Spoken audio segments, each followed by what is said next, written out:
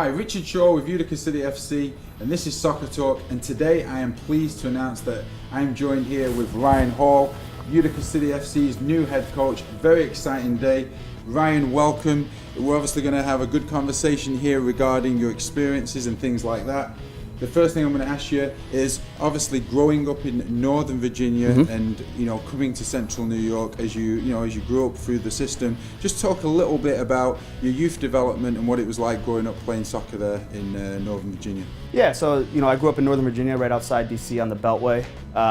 Youth soccer at the time wasn't as big as it is here, and especially around the States. So I spent a lot of time traveling to other various cities, metropolitans. I played a lot in Philly and in Maryland and DC.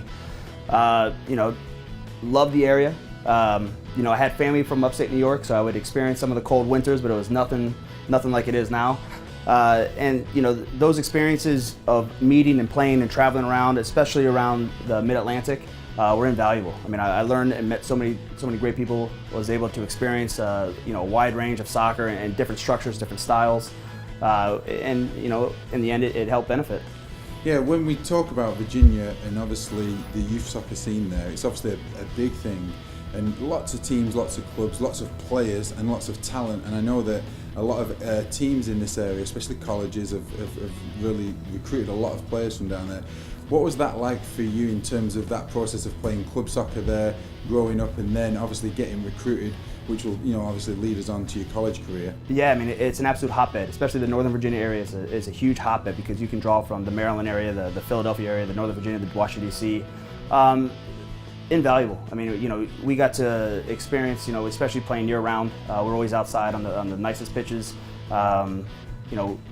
The ODP program, I got started in that as a younger age, progressed through that and spent some time overseas in Germany, which also contributed and helped. I mean, it just helped broaden your horizon and view things from just a bigger spectrum. And, collectively, as you get older, you kind of mold that all together into who you are and what kind of player you want to be. And but just living in that area, it was tremendous. I mean, Northern Virginia is a melting pot of all different ethnicities and people and cultures. And so you just got to see a little bit of everything. And that, for me, it was incredible to grow up in.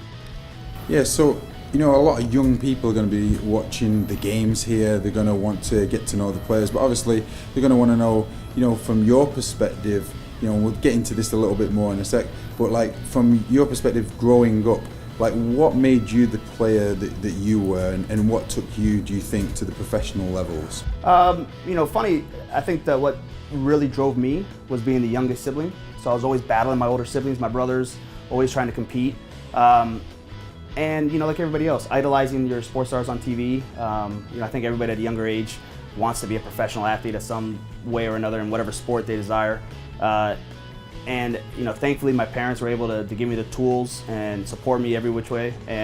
But battling with my older brother, I would say, is probably the biggest drive, just because he was always bigger than me, and typical sibling stories, he's always picking on me and this, that, and the other, and so I would try to push myself as hard as possible to try to get over that hump, and I think that drive alone is what allowed me to just push myself to get to the next level. So obviously giving you a competitive edge. Absolutely. Trying to not only keep up, but try and outdo older siblings and things like that. That makes a lot of sense. Now that obviously leads us on from your youth development career and going through that path to Syracuse University. Talk to me a little bit about how you got recruited, obviously checking out Syracuse University as a school and obviously a soccer program, and then a little bit about your experiences playing college soccer there at Division I level. Yeah, so as many youth clubs do, we went to a bunch of showcases around the Mid-Atlantic, and Syracuse really wasn't on my radar, especially, I grew up a Syracuse fan, having family in the Syracuse area. But it was up north, it was the Big East, so I didn't really put them on my radar. And at the time, the assistant coach at Syracuse, Angelo Panzetta, saw me at a showcase, and Dean Fody reached out to me, and I went on a visit. And as soon as I landed foot on the university campus, I was sold. I mean, nothing else mattered. I loved it. I loved everything about it: the atmosphere, the facilities, the people. And then, proceeding to play at Syracuse, being part of the old Big East. The rivalries against the Georgetowns, the St. John's, the UConns, the Notre Dames in the soccer sense. It was incredible. I mean, those trips, those are things that you dream of as a kid. And fortunately, I was very lucky that I was able to be a part of it. But just playing, at Division I program at that level against some of the top players who went on to have, huge professional careers, was absolutely incredible. Positionally, like, where did you primarily play there at Syracuse? You name it. I was never the most technical player, but I was always kind of the workhorse. My primary position was an outside midfielder. I'm left-footed, and those are kind of diamonds in the rough. I remember my senior year, one of our outside backs got hurt. He had a career-ending concussion, so they moved me to outside back. But for the most part, because of the left foot, I was on the left side, but it really depended on where the team needed me the most. Okay, so obviously you've had a successful college career, which then, as you said, got you playing in that left back position. I think it was was where I saw you, if I remember. The first time I saw you play professionally was at the Syracuse Salty Dogs. So talk about that transition from college to professional levels of the game. Yeah, so this was when I graduated. It was at the very infancy stage of the MLS. The combines were very small. They were only handpicking a few people. I knew I wasn't going to be invited to the combine, so I figured my career was over. And I was actually in New York City with my parents, and just visiting my parents and my brother, just visiting, kind of walking around, enjoying the holidays around Christmas time. And I got the phone call from Dean Fody saying that not only did I get drafted by one, but by two teams, one by the Cleveland Force of the major indoor soccer league at the time, and then also the Syracuse Salty Dogs. So, shocked, dumbfounded, you name it. But that was the adjustment was incredible. Going from being a college student and a player to now this is your job, and you're playing against men, not other teenagers, and this is a profession. I mean, it blew my world.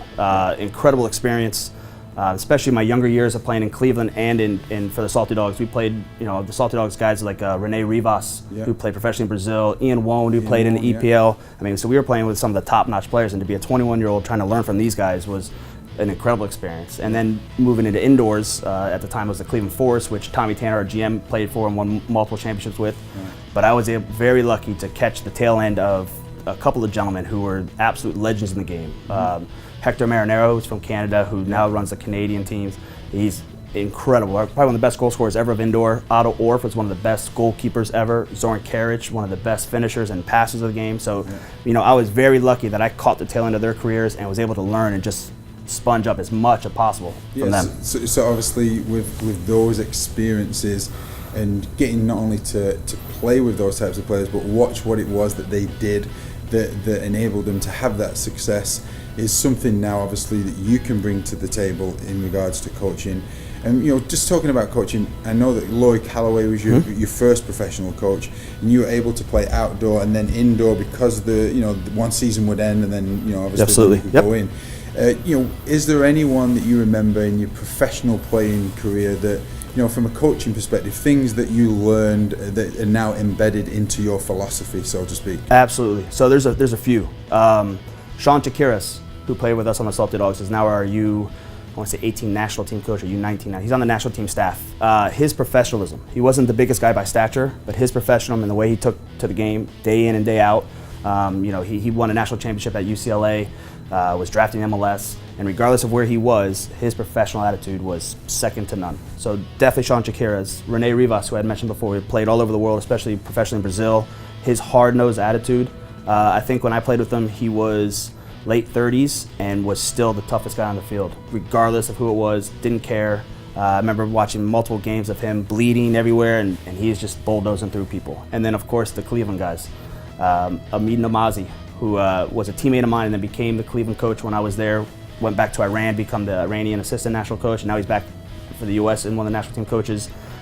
His methodology of how to break the game down, how to read the game, how to, just that aspect that I had never even thought of playing, but now there's that mental side and the tactician of learning the game off the game. Keith Tozer, who's our futsal national team coach, who was the Milwaukee coach for a lot of years, who could break down every inch of the game. I mean, you hear a lot of telecasters talk about Jim Boeheim and how he knows where to go at every second of the game, what needs to be done. And so as a player, I would just go out there and play, but never really think about that. So these guys who I got to learn both the technical and aggressive side, but then also the stuff that goes on behind the scenes that you don't really get to see. The Cleveland guys, those first year and a half were invaluable. I mean, incredible learning experience. Gave you obviously a great foundation. Oh, amazing. To where you are now.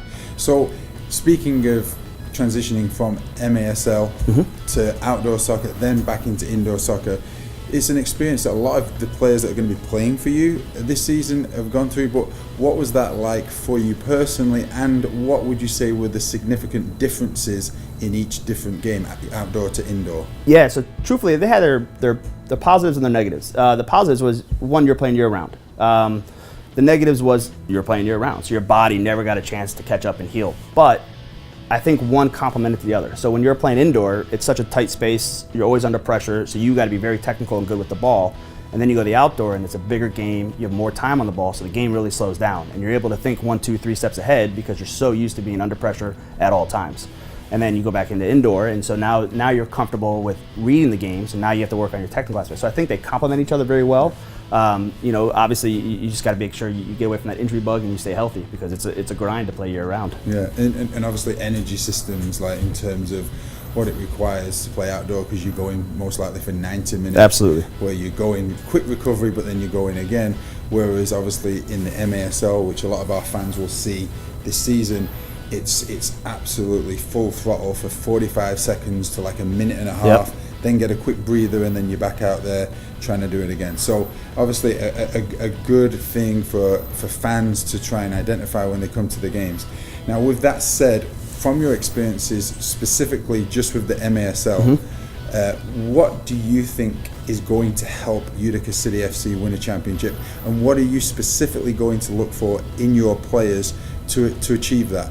Yeah, so I'm a firm believer that the team kind of molds the philosophy of the coach.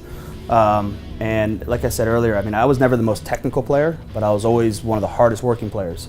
So I'm looking for those players who are willing to bring their lunch pail day in and day out, grind it in, because as any sport, it's a grind. And then also have that technical ability that I never had, but can combine the two, so that we're going to be a very blue collar, hardworking, disciplined, structure oriented, and are just going to bring it every day. Although our season is not as long as some of the hockey seasons, NBA, stuff like that, every game matters. And so we got to make sure we take that mentality, whether we're training on a Monday, a Thursday, the day after a game, etc. And I'm looking for those players who are ready to work, who are hungry, who want to win, who aren't here just to be happy. And we're going to bring it. So, in terms of where the MASL is in regards to their development as a league, this is obviously an exciting time, as I'm sure you'll vouch, because you've had that experience of these years now. You've seen how things have changed, certain requirements.